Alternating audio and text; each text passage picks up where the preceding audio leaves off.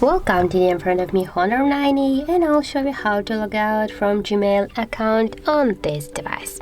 So first you should go to your email application, and as can you see, right now we are logged in into two Gmail accounts, and so just to remove one from this account, you should here go back and just tap on the right upper corner on these three dots or more icon and go into the settings.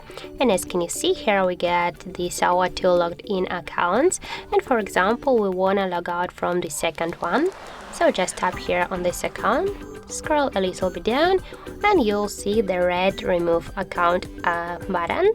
Just tap here once and confirm by tap to OK to remove this account.